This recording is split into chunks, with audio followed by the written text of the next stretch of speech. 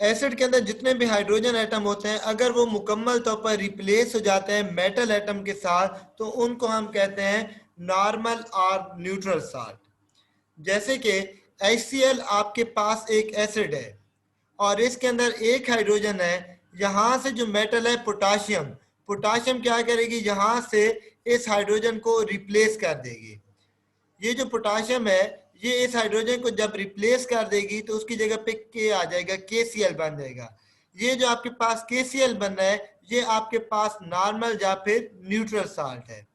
Normal और neutral salt क्यों है, क्योंकि ये जो आपके पास KCl बन रहा है इसके अंदर कोई हाइड्रोजन वगैरह नहीं है। ये जो KCl है इसके अंदर कोई हाइड्रोजन नहीं है, लिहाजा ये आपके पास कौन सा है, नॉर्मल साल्ट है। H2SO4 है, इसके अंदर दो हाइड्रोजन है, ये रिएक्शन कर रहा है जिंक ऑक्साइड के साथ। तो ये जो जिंक है ये दोनों हाइड्रोजन को रिप्लेस कर देगी तो जिंक सल्फेट बनाएगी ZnSO4। इस ZnSO4 के अंदर कोई हाइड्रोजन एटम नहीं है।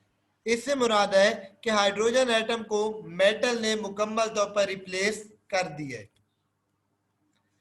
इसी तरह जो तीसरा रिएक्शन है वो है फास्फोरिक एसिड H3PO4। H3PO4 के अंदर कितने हाइड्रोजन है, 3 हाइड्रोजन है।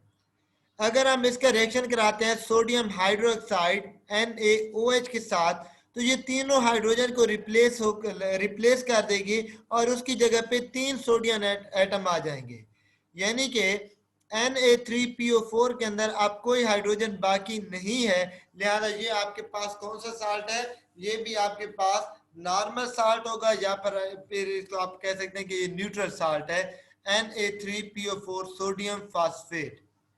ठीक है सर H3 वाला कहाँ जाएगा, H3?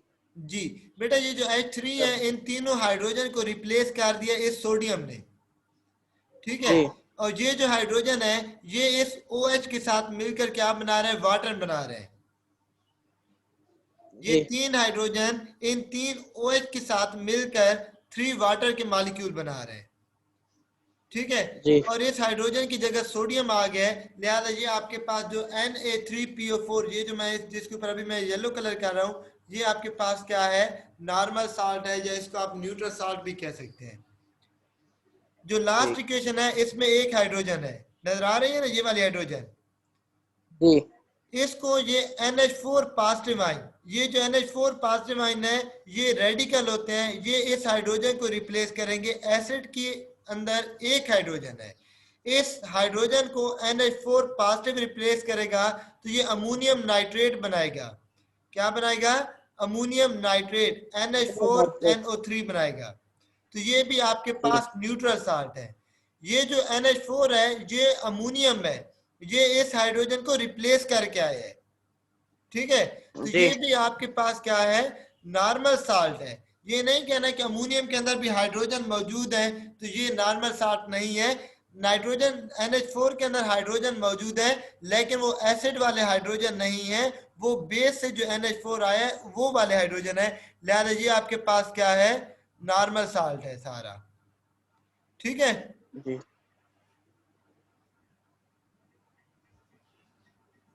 तो ये आपके पास है नॉर्मल साल्ट, समझ आ गई नॉर्मल साल्ट की जी।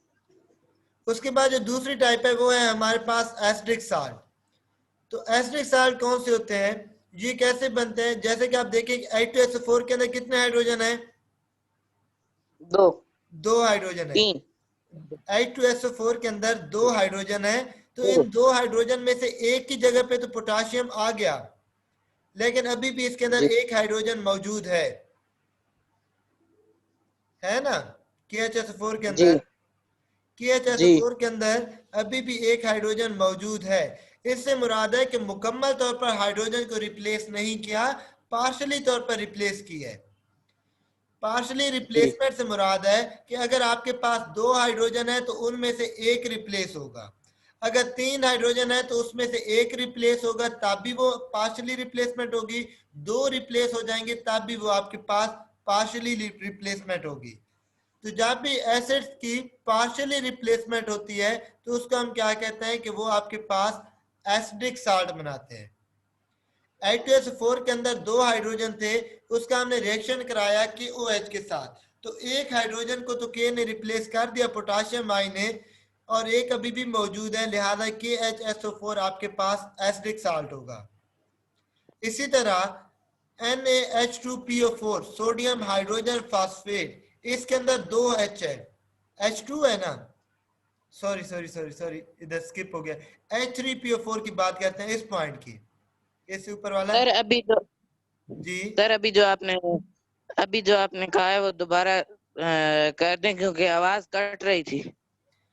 बेटा H2SO4 है ना आपके पास, जी H2SO4 के अंदर 2 हाइड्रोजन है, जी 2 हाइड्रोजन में से एक हाइड्रोजन को तो इस पोटाशियम ने रिप्लेस कर दिया, ये पोटाशियम है ना, जी इसने एक हाइड्रोजन को रिप्लेस कर दिया, लेकिन एक हाइड्रोजन अभी भी मौजूद है साल्ट के अंदर, मौजूद है ना। जी जी तो साल्ट के अंदर अगर हाइड्रोजन मौजूद होगी, इससे मुराद है कि पार्शली रिप्लेस किया है, मुकम्मल तौर पर रिप्लेस नहीं किया, तो ये आपके पास सर अब जी आवाज कट रही है अब।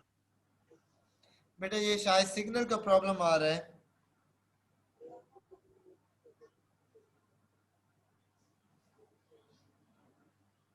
सर सेकंड इक्वेशन समझा दें। जी सेकंड इक्वेशन में कितने हाइड्रोजन है, 3 हाइड्रोजन है, सी तो 3 हाइड्रोजन है, और 3 हाइड्रोजन में से एक हाइड्रोजन को सोडियम ने रिप्लेस किया है, इस सोडियम ने एक हाइड्रोजन को तो रिप्लेस किया है, लेकिन 2 हाइड्रोजन अभी भी मौजूद है, मौजूद है ना इसके अंदर, जी NaH2PO4 के अंदर, जी तो ये अभी भी आपके पास एसिडिक साल्ट है, क्योंकि अभी इसके अंदर हाइड्रोजन मौजूद हैं, तो ये आपके पास कौन सा साल्ट है, एसिडिक साल्ट है। एसिडिक जी, क्योंकि इसके अंदर मुकम्मल तौर पर हाइड्रोजन को रिप्लेस नहीं किया, बल्कि पार्शली तौर पर रिप्लेस किया है। पार्शली से मुराद है कि अभी हाइड्रोजन मौजूद होंगे, अगर 3 हाइड्रोजन थे तो एक रिप्लेस करेगी या 2 रिप्लेस करेगी, 3 के 3 रिप्लेस नहीं करेगी, ठीक है। जी तो ये आपके पास कौन सा हो गया, ये भी आपके पास एसिडिक एसिडिक साल्ट हो गया। उसके बाद है प्रॉपर्टीज ऑफ एसिडिक साल्ट, क्या चीज है, प्रॉपर्टीज ऑफ एसिडिक साल्ट। तो ये जो पहली लाइन है कि the salt turn blue litmus red, ये इसकी पहली प्रॉपर्टी है, क्योंकि इसके अंदर अभी एसिडिक इफेक्ट बाकी होता है, तो इसने क्या करना है कि जो ब्लू लिटमस होगा उसको रेड के अंदर कन्वर्ट कर देगा। आपके पास ब्लू लिटमस होता है, ये उसको क्या कर देगा, रेड में कन्वर्ट कर देगा, तो ये इसकी पहली प्रॉपर्टी है, ठीक है। जी दूसरी प्रॉपर्टी में क्या है कि जो आपके पास एसिडिक साल्ट है उनको हम फर्दर बेस के साथ रिएक्शन कराते हैं तो वो नॉर्मल साल्ट में चेंज हो जाते हैं। जैसे एसिडिक साल्ट आपके पास कौन सा है, KHSO4 आपके पास एसिडिक साल्ट है, एसिडिक साल्ट है या नहीं है। जी इसी तरह NaH2PO4 ये भी एसिडिक साल्ट है, जी तो ये एसिडिक साल्ट है, इसका हमने फर्दर यहाँ पे रिएक्शन कराया KOH के साथ, तो ये अब चेंज हो गया K2SO4 नॉर्मल साल्ट के अंदर।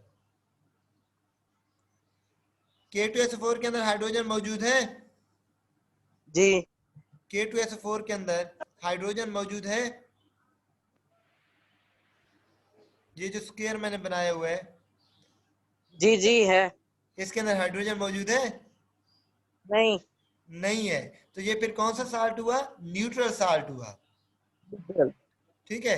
तो एसिडिक साल्ट जब फर्दर रिएक्शन करता है बेस के साथ तो वो कौन से साल्ट में कन्वर्ट हो जाता है, न्यूट्रल साल्ट के अंदर कन्वर्ट हो जाता है।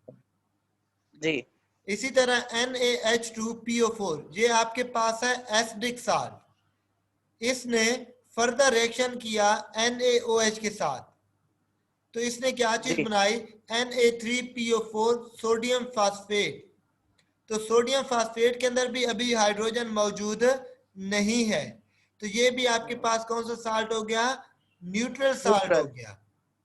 इससे मुराद ये है कि एसिडिक साल्ट जब बेस के साथ रिएक्शन करते हैं तो वो कौन से साल्ट में चेंज हो जाते हैं, न्यूट्रल साल्ट के अंदर चेंज हो जाते हैं।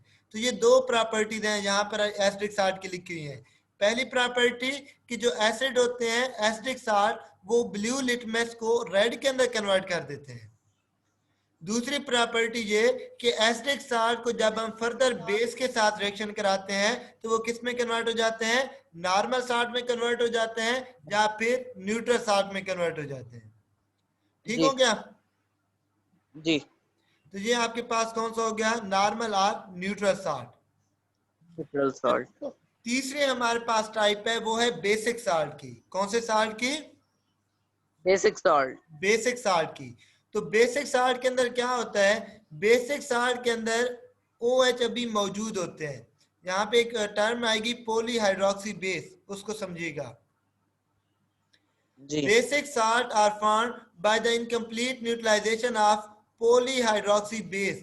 अब ये जो आपके पास पॉलीहाइड्रोक्सी बेस की बात कर रहे हैं, तो पॉलीहाइड्रोक्सी बेस क्या होता है, वो बेस जिसके अंदर OH नेगेटिव आयन की तादाद 2 हो या 2 से ज्यादा हो, तो उनका हम क्या कहते हैं, पॉलीहाइड्रोक्सी बेस कहते हैं। क्या कहते हैं?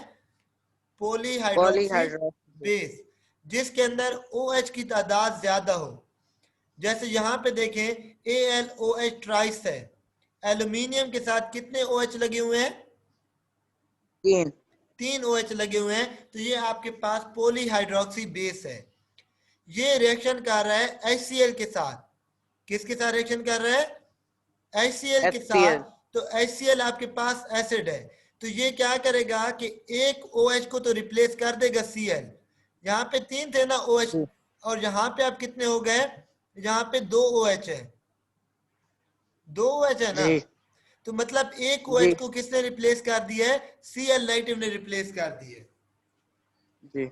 ठीक है, it's mean 1 OH is replace by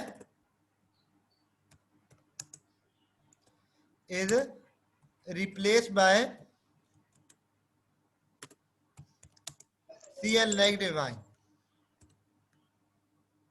ठीक है, तो ये आपके पास कौन सा साल्ट है, बेसिक साल्ट है। ठीक है, जी बेसिक साल्ट क्यों है, क्योंकि अभी भी इसके अंदर 2 OH मौजूद हैं, लिहाजा ये बेसिक साल्ट है। ठीक है, जी। अभी दूसरी इक्वेशन देखें, PbOH ट्वाइस है आपके पास, लेड हाइड्रोक्साइड। इसके अंदर कितने OH हैं, 2। 2 हैं। तो ये भी पॉलीहाइड्रोक्सी बेस है। इसका हम रिएक्शन करा रहे हैं एस्ट्रिक एसिड के साथ। किस चीज के साथ? Acetic acid. जी। तो यहां से एक OH को ये एसीटेट आयन रिप्लेस कर देंगे। ये जो आपके पास है ना CH3COO नेगेटिव, इन्होंने क्या किया है कि एक OH को रिप्लेस कर दिया है। ठीक है, जी तो यहां पर अभी भी जी। इसके अंदर OH मौजूद है, इस साल्ट के अंदर, इस साल्ट के अंदर अभी भी OH मौजूद है ना। जी तो ये भी आपके पास बेसिक साल्ट है। मतलब मुकम्मल तौर पर OH को रिप्लेस नहीं कर सका, पार्शियल तौर पर OH को रिप्लेस किया इसने। तो ये भी आपके पास क्या है, बेसिक साल्ट है। जी। तीसरी इक्वेशन देखें, ZnOH ट्वाइस जिंक हाइड्रोक्साइड, इसमें कितने OH हैं,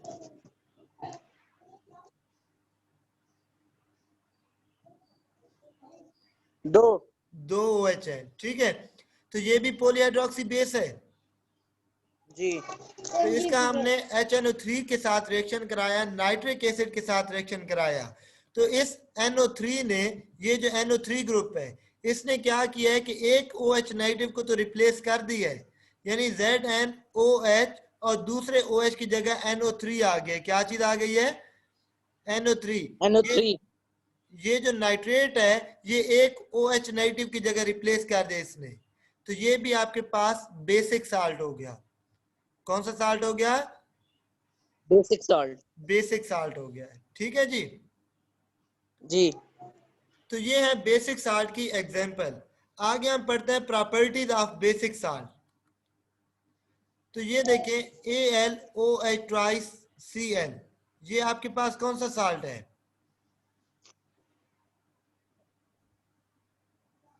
ये बेसिक बेसिक साल्ट है क्योंकि इसके अंदर अभी OH ट्वाइस मौजूद है। ठीक है, इसको हमने फर्दर एसिड के साथ जब हम रिएक्शन कराएंगे, HCl के साथ रिएक्शन कराएंगे, तो ये क्या बना देगा, AlOHCl2 बना देगा। अभी भी इसके अंदर OH मौजूद है ना।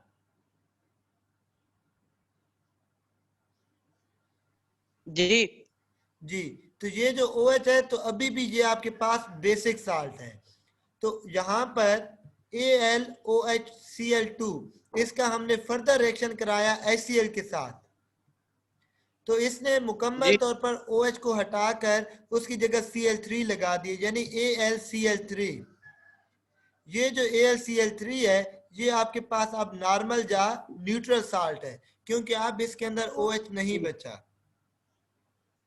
जी ठीक है, इससे साबित ये होता है कि जो आपके पास बेसिक साल्ट होते हैं, अगर हम फर्दर उनका एसिड के साथ रिएक्शन कराते हैं तो वो नॉर्मल साल्ट में कन्वर्ट हो जाते हैं। जी तो जो हमने एसिडिक साल्ट पढ़े थे, एसिडिक साल्ट का बेस के साथ रिएक्शन कराएं तो वो नॉर्मल साल्ट में कन्वर्ट होते हैं या न्यूट्रल साल्ट में कन्वर्ट होते हैं। इसी तरह बेसिक साल्ट को जब हम एसिडिक साल्ट के साथ रिएक्शन कराते हैं तो वो भी नॉर्मल या फिर न्यूट्रल साल्ट के अंदर कन्वर्ट हो जाते हैं। ठीक हो गया, समझ आ गई। जी अब थर्ड इक्वेशन में देखें, PbOHCH3COO लेड हाइड्रोक्सी एसीटेट, ये भी आपके पास बेसिक साल्ट है क्योंकि इसके अंदर भी कौन सी चीज मौजूद है, OH अभी मौजूद है ना। तो ये आपके पास बेसिक साल्ट होगा। जी इसका हमने फर्दर एस्टिक एसिड के साथ रिएक्शन कराया, CH3COOH आपके पास है एस्टिक एसिड। तो जब हमने एस्टिक जी एसिड का बेसिक साल्ट के साथ रिएक्शन कराया तो ये बन गया PbCH3COO लेड एसीटेट। अब लेड एसीटेट के अंदर कोई OH मौजूद नहीं है, लिहाजा ये भी आपके पास नॉर्मल साल्ट है या फिर न्यूट्रल साल्ट है। जी समझ आ गई इस बात की। जी आ गई है। ठीक है जी, लास्ट इक्वेशन में देखें, यहां पर है ZnOHNO3 जिंक हाइड्रोक्सी नाइट्रेट, है ना। जी ये बेसिक साल्ट है या एसिडिक साल्ट है, बेसिक बेसिक साल्ट है क्योंकि इसके अंदर OH मौजूद है। जब हम इसका रिएक्शन कराएंगे एसिड के साथ तो ये OH फिर रिप्लेस हो जाएगा और क्या बनाएगा, ZnNO3 ट्वाइस जिंक नाइट्रेट। अब जिंक नाइट्रेट के अंदर कोई मौजूद नहीं है, OH नेगेटिव मौजूद नहीं है, लिहाजा ये आपके पास कौन सा साल्ट है, नॉर्मल साल्ट है या न्यूट्रल साल्ट है। तो इससे जी ये साबित होता है कि जो आपके पास बेसिक साल्ट होते हैं, जब हम उनका एसिड के साथ रिएक्शन करा देते हैं तो वो किस में कन्वर्ट हो जाते हैं, नॉर्मल साल्ट या फिर न्यूट्रल साल्ट के अंदर कन्वर्ट हो जाते हैं।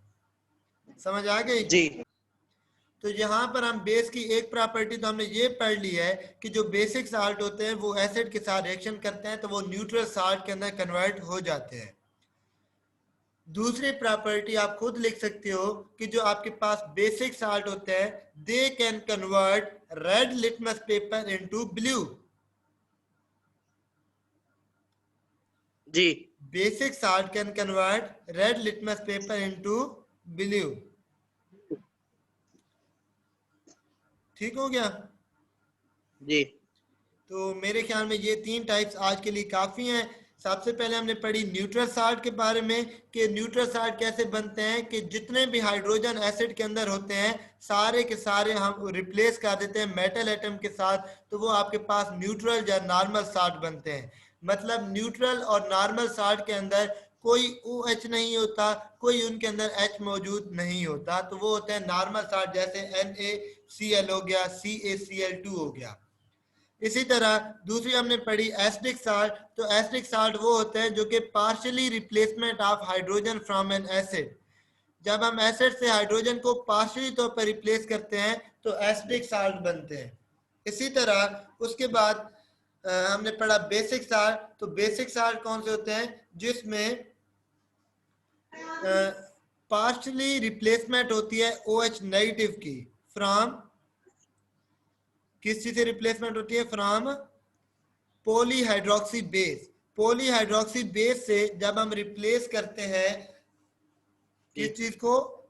एसिडिक रेडिकल को, तो वो आपके पास बेसिक साल्ट बनते हैं। मतलब जो आपके पास बेसिक साल्ट होते हैं उसके अंदर स्टिल OH नेगेटिव आयन मौजूद होते हैं।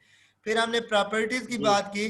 प्रॉपर्टीज के अंदर हमने ये पढ़ा कि जो आपके पास एसिडिक साल्ट होते हैं वो कन्वर्ट कर देते हैं ब्लू लिटमस को रेड के अंदर कन्वर्ट कर देते हैं।